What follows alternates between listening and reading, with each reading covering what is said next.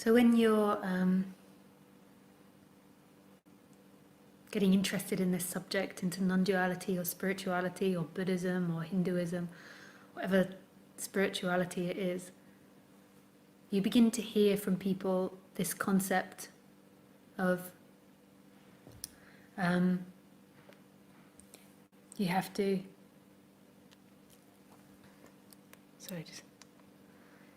you begin to hear of this concept of having to drop into the body. I'm sure you've all heard that concept before, like drop into the body. Drop into the body of what's happening.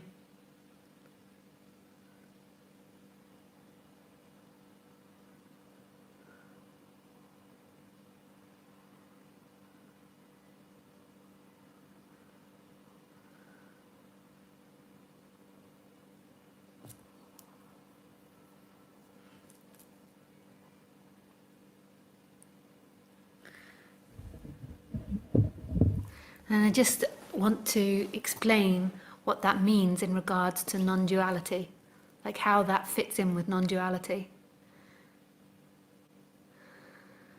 So to me, when I'm saying to people drop into their body, which isn't something I normally do that much actually, but I kind of think it sometimes when people are speaking to me that they've got to come in more contact with their body.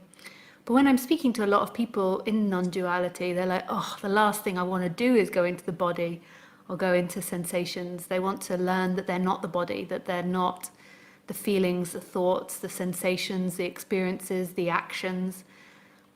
But something that happens as you get more into this subject is that as you begin to explore the body and begin to explore sensations, rather than trying to get away from the body and trying to get away from sensation, you begin to realize that there is no body. So in the beginning, you think that there is, when you first get into the subject, you maybe think that there is consciousness behind, or consciousness that is outside the body, and it's looking through the body at this world, and that's who you are, and you've got to disidentify from the body and move to consciousness. But as you get more and more into the subtleties of it, you realize that consciousness isn't separate from experience, that consciousness is experience. So the hearing and the heard are the same, the feeling and the felt are the same, the taste and the food or whatever is being tasted is the same, the smell and the smelled are the same. That it's not that there is consciousness that's conscious of all of that, it's the very experience that is consciousness. So it's the sound of my voice now to you, which is consciousness. So your mind might be trying to divide it all up and have an imagination of what consciousness is and think consciousness is behind my personality structure, it's watching my personality structure and then it's watching Lisa. Whereas actually, as you begin to really explore the subject, you'll begin to see that the appearance of me, that the sound of my voice, that all the appearances in this room are consciousness itself. They are consciousness.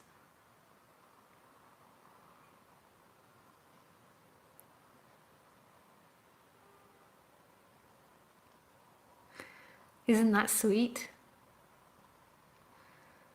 But what tends to happen in this subject, which a lot of people don't want to explore, is there has to be a dropping into the body. So normally when the person's identified, it's sort of pulled itself out of its body and it lives in this image of itself that's held inside the mind.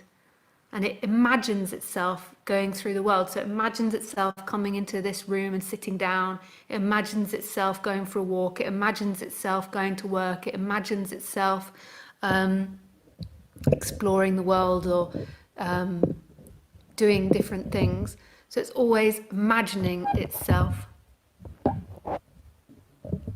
and believing that that is who it is. That I am this imagination that's happening inside my head, like I know myself. Like, so most people now in this experience, they believe more that they are a past action, that they're somebody that's come from the past and sitting listening to me, than actually the very experience of listening to me. So they're more convinced that they're the story of who they are rather than actuality of who they are, the actuality of what's happening. And in what's happening, there is sensation. And when you really know sensation, you'll see that there is no difference between the sensing and the sensed, that it's one movement happening, not two, not a divided experience. In your imagination, when you believe you're this person that's walking around the world and you have this image of yourself, whether it be someone that's really amazing or someone that's not good enough, that's made lots of mistakes, whatever your image of self is, that isn't who's experiencing the world. That's something that you're imagining. So you're imagining this person that's come and listening to me, that's going to go somewhere after this. And that's not the experiencer, that is the experienced.